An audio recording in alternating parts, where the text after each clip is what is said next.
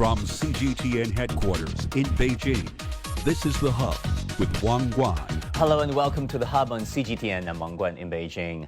Chinese President Xi Jinping arrived in Moscow on Wednesday for a 4-day state visit. It is President Xi Jinping's 11th visit to Russia, and it comes at a significant moment as it coincides with the milestone of the 80th anniversary of the victory of the Chinese people's resistance against the Japanese aggression.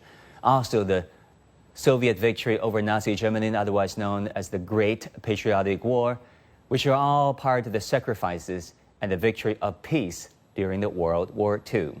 Now, in an article published on a major Russian newspaper titled "Learning from History to Build Together a Brighter Future," President Xi Jinping emphasized China's commitment to peace and underscored the pivotal role the stable China-Russia relationship plays in the current shifting global landscape.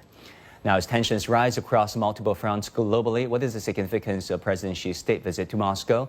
And how can the stability of China-Russia ties serve as an anchor in a world facing escalating conflicts? Joining us to explore all these questions and more, we have in Moscow, Russia, Mark Svoboda, an international relations and security analyst. In Shanghai, China, we have Zhao Long, Deputy Director and Senior Fellow at the Institute of the International Strategic and Security Studies at the Shanghai Institutes for International Studies. In our Beijing studio, we have Rongying, Chair Professor at Sichuan University and Senior Fellow at the China Institute of International Studies. Gentlemen, welcome to the Hub. Professor Rongying, always great to have you with us. Thanks so much for making it today a very important visit, a back-to-back visit, back-to-back summit between President Xi and President Putin. Of course, we have the 80th anniversary of the victory of peace for World War II. A commemorative event coming up in the Red Square that is expected. And of course, a summit between President Xi and Putin. What do you make of the significance of this visit? Yeah, indeed, I think this is a very significant sort of diplomatic event. And indeed, I think one of the most important head of state diplomacy of China. And certainly, I think we are very much looking forward to not only consolidate, broaden the bilateral relationship between China and Russia, which is, we call it a kind of a all-round comprehensive strategic coordination and consultation for a new era.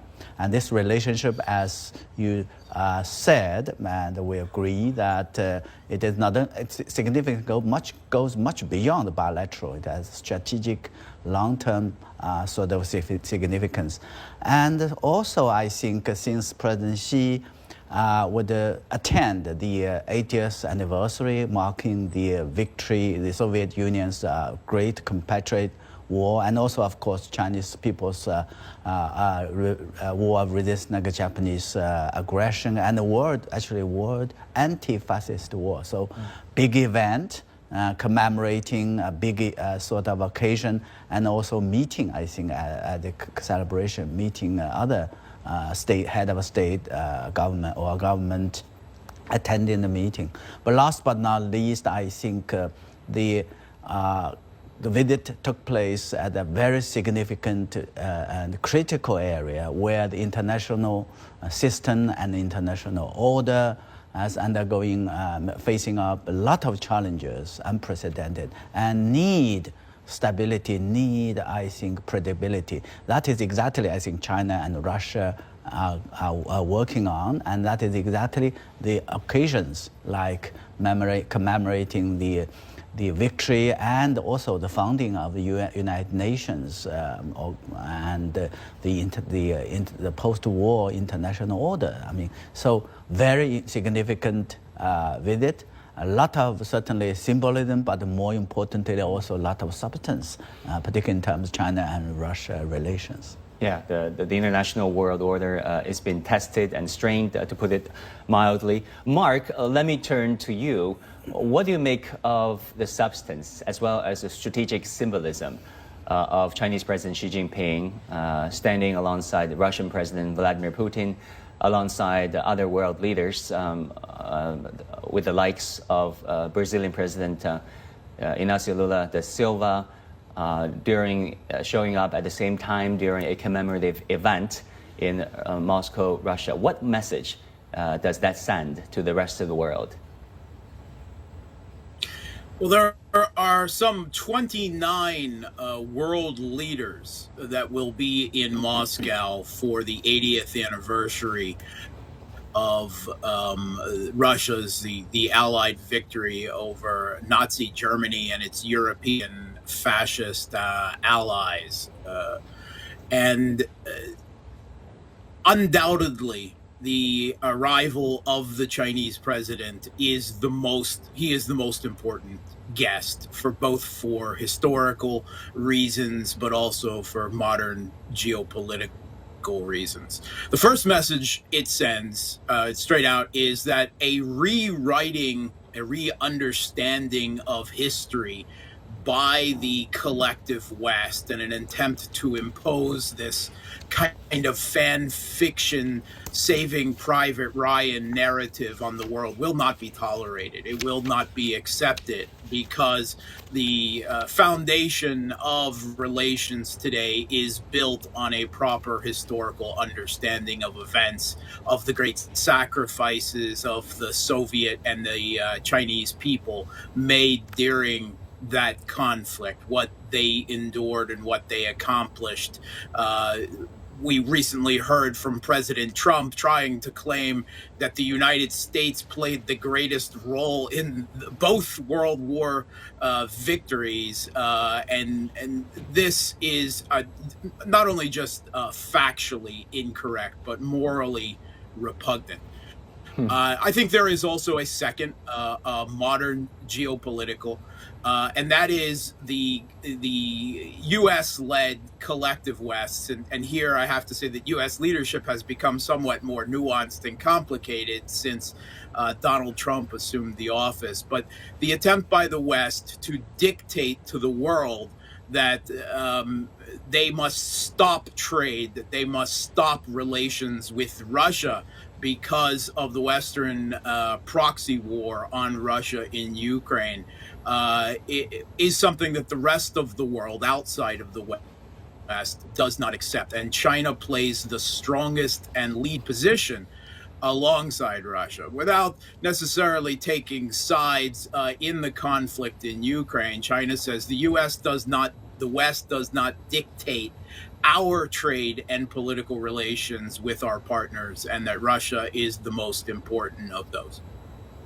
Yeah, I mean, for many Americans, World War II is Pearl Harbor, it's Normandy landing, and for some, it's perhaps the Incheon landing in Korea. But hey, let's not forget the rape of Nanking, of the colonization of Manchuria, the great sacrifices, the Battle of Stalingrad, to say the least. I think that's also why President Xi Jinping published this brilliant article in Chinese and Russian on a major Russian news outlet, emphasizing the importance of having this, what he calls correct perspective on World War II history, and the importance of upholding fairness in building an equitable multilateral world going forward.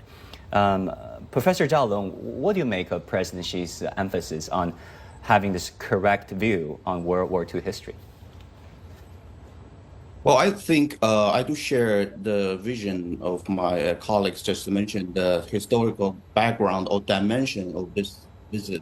I think China and Russia were, let's say, the two principal theaters of World War II, both in Asia and Europe.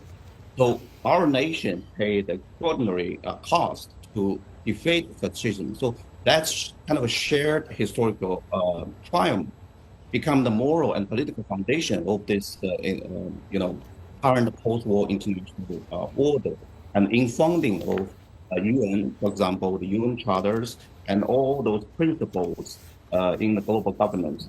But I think beyond this historical significance, there is also contemporary strategic logic of this Russian-China engagement, because we are living in an era where the unilateralism is rising and resurging, power politics is back on the table, and geopolitical competition is intensifying. So in this context, I think China and Russia are clearly coordinating more closely to push back against so-called Western-dominated international system, and jointly to voice for more equal, multipolar world order and more inclusive model of globalization to reaffirm our commitment to secure so-called post-war order, war world order, or in particular post-Cold War world order. So I think this makes a great significance both from the historical background and also the contemporary logic. Yeah, well, great insights. Professor Rong Yun, President Xi, in this article published in a Russian newspaper, said that people should not forget that the Chinese people and the Russian people, the Soviets, paid great sacrifices as the key players in the Asia theater as well as the Europe theater, fighting Nazi Germany, fighting Japanese militarism and aggression. I'm reminded of the Oxford scholar by the name of Rana Mitter, who called Chinese and the Soviets the forgotten ally. What do you make of President Xi's emphasis on people having to remember that part of history? I think first and foremost it's just a historical fact. And both China and Russia, or the former Soviet Union, has paid sacrifice and contribution for the victory of that war against the fascism, against the militarism in Japan and others.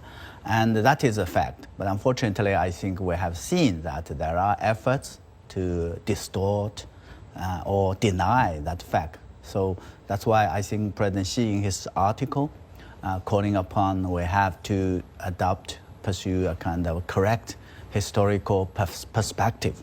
So that's the most important thing. And I've also have to remember the heroes and heroines that has given their lives for the victory, for the peaceful peace and stability that we enjoyed. And 80 years later. And for that, I think both, again, Chinese and the Russians and former Soviet people, Soviet Unions, their contribution, their sacrifice is so important. We're talking about, in our case, in China, case of, I think, 35 million Chinese, both military and civilian. We're talking about 440 million Soviet people, Soviet Union. So we pay the greatest sacrifices I think the greatest, human toes. Exactly. And the West can possibly perceive. Exactly. So it's fair to say, and it's certainly an object. The fact that to recognize that, recognize this contribution and the sacrifice, and also between China and Russia, for the Soviet Union, if I can, we have been to win the victory. We have been mutually supporting each other. We have been fighting shoulder to shoulder. We shared our blood together for that victory. So I think for younger generations, for the generations in the future, our kids, our grandsons, granddaughters, this is also very much important. This is very much important. Last but not least, I think the post-war sort of international order that has been established in the wake of that victory, China and Russia and for the Soviet Union has played a very important role the first to sign the UN Charter, and also I think making the system work. That is also very much important. So history, not forgotten, certainly can be mirror of the future. But the most important thing, the history should never be forgotten, and the sacrifice and the contributions made by, the people, China and Russia, should never be forgotten. I think. Yeah, the atrocities of history should never be repeated. Mark, when many of the kids growing up in America or in some other Western countries, when they were asked who liberated the Nazi concentration camps in Eastern Europe, in Poland, etc., they won't hesitate in saying that it's the American soldiers, but in fact, it's the Red Army of the Soviet Union. So what do you make of the fact that, of course, anti-communism took precedence over anti-fascism since 1945, and therefore China and Russia became this forgotten ally of the West, whereby, in fact, the Americans, the British, and the French fought alongside the Soviets and the Chinese during World War II. And now we're living in this fragmented world, divided largely by, the communist sphere of influence versus, the NATO-led West. At this point in time, what do you make of the commemorative event happening in Moscow at this juncture of history?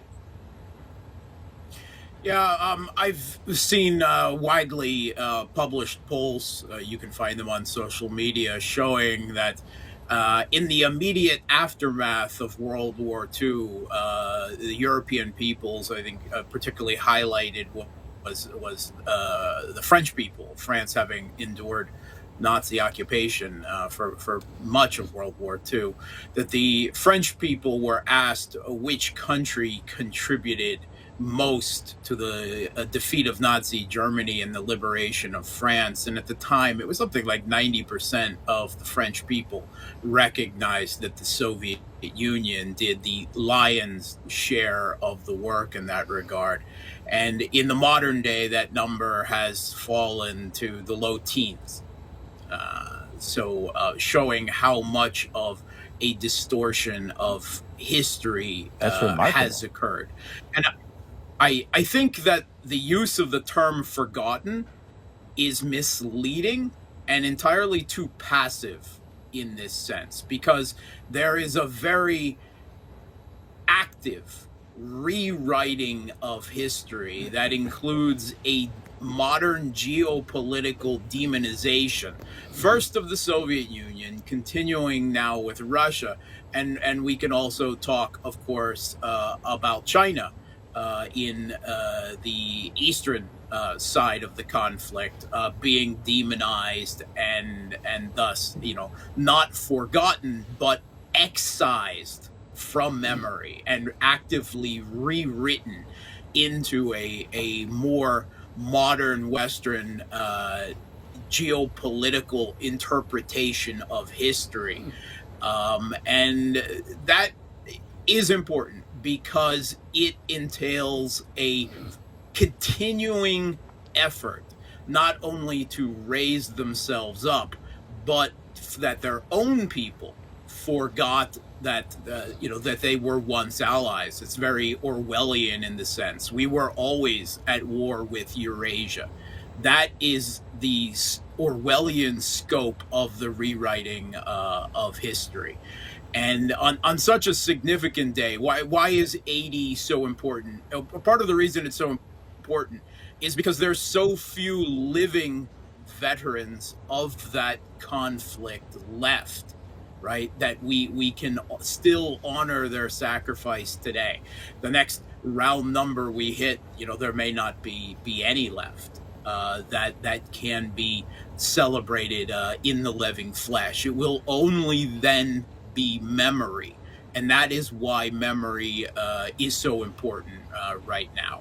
And I think that the presence of the Russian and the Chinese president together, maybe celebrating is too strong a word, but mourning as well, that the cost must not be forgotten, because that could lead to a repetition. And indeed, it must be said that with the proxy war that the United States and all of NATO is waging today in Ukraine, with so many Banderite fascist elements within the Kiev regime's military and political structures, there are many Russians that say that the war continues today, that what Russia is fighting in Ukraine is a Banderite fascism that has been, the World War II Nazi collaborators in West Ukraine,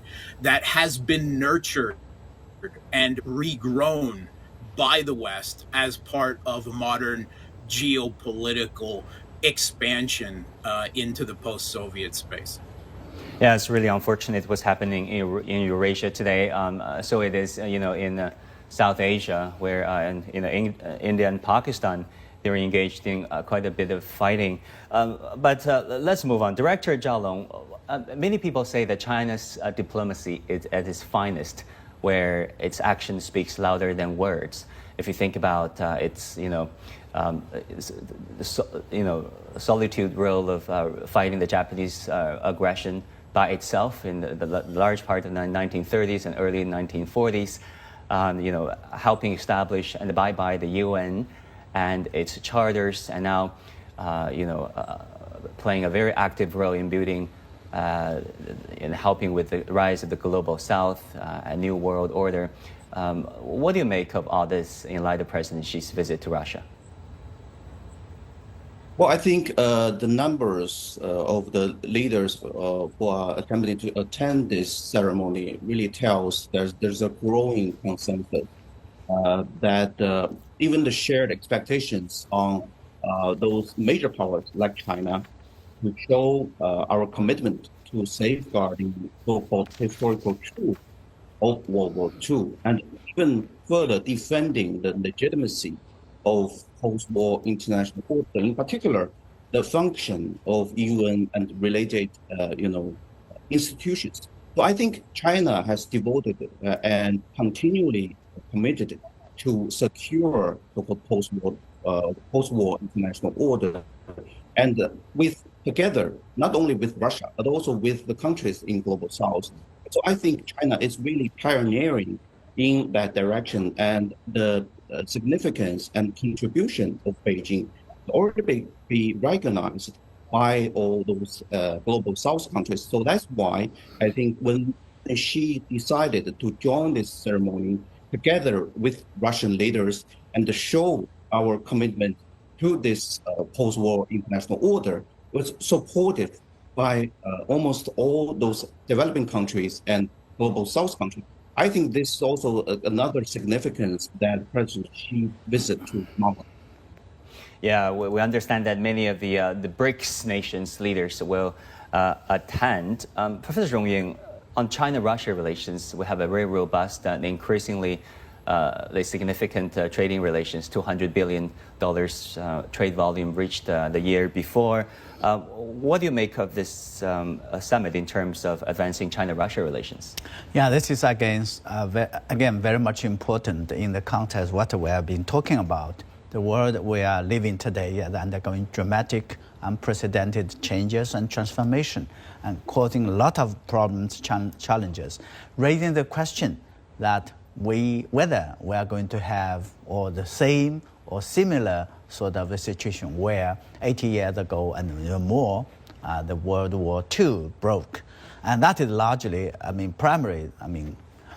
kind of a failure or the problem arising from state-to-state relationship. And also, I think the challenges arising from the common issues, or in today's sort of world, the global issues. And I think China and Russia, being close neighbors, has over the past decades sort of set up a kind of a example for major countries that are neighbors to get along well, featuring a kind of non-confrontational, non-alliance, and not target at the third country. And in the meantime, not constrained by the third party. So this relationship has served as not only an example for major countries, new type of major country relation, but also provides a sense of stability and predictability, serving as a kind of strategic anchor for this fast changing and turbulent world. So we're expecting, definitely, President Xi during his state visit will be working closely with President Putin for further deepening and expanding that relationship, particularly based on the deep-rooted strategic trust to working on practical cooperations, which I think we have, again, growing very fast. And but of course, there are still a lot of room and scope for cooperation. Trade, as you have said, saying that has been growing very fast and exponentially, and investment to energy has always been. And the most important, equally important, is people-to-people interactions. And so we're going to see more substantial and closer relationship that between the two sides, China and Russia relationship, setting an example, indeed, a new type of state-to-state relationship, major country relationship, a new era. So much is said about China-Russia relations. Many in the West claim that this is a authoritarian axis. Mark, do you think China-Russia relations is oftentimes misinterpreted and misunderstood? No, probably not. I think it's understood very well, at least in recent years.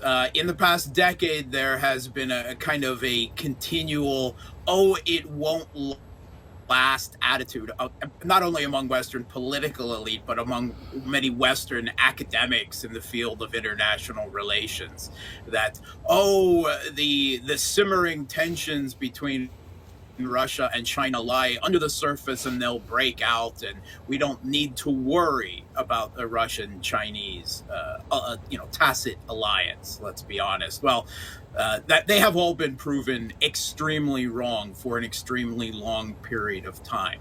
The Russian-Chinese bilateral relationship is the single most stable, predictable, and important relationship in modern international relations. Single most, bar none. We see recently how just the shift from one president to another in the United States has shook transatlantic relationships between the U.S. and European leaders. In what in the last decades has been regarded as the signature bilateral relationships. Now, today the foundation, and it must be said, the foundation block of a multipolar world moving forward, first and foremost, will be built on the Russian-Chinese bilateral relationship. We can talk about other nexuses than the Russian and Chinese relationships with Iran, Russian relationship with India, and so forth. But it is the Russian-Chinese relationship that builds the bedrock foundation for moving on in that regard. And I think that the Russian and Chinese presidents both take a very long-term perspective in that regard and showcase that unity and goodwill together. While the rhetoric is the Russian-Chinese relationship, and its institutional expression in BRICS and the Shanghai Cooperation Organization and other countries isn't targeted against any third parties, right? Isn't interested in geopolitics. But from a strictly offensive sense, that's true. But when you consider that the U.S.-led collective West is bent on global hegemony and the pursuit of global military primacy, any resistance, any alternative structures being built, any relationships that exist outside of the scope of that hegemony are considered a threat to that hegemony. And that is the way the West views the Russian-Chinese relationship, and they should be alarmed and scared, because it is a resistance and a threat to their hegemony. Mark, thanks so much for your insight. Professor Rong Ying and Professor Zhao Long, thanks so much for joining us, gentlemen. And that will do it for this edition of The Hub on CGTN. Thank you so much for tuning in.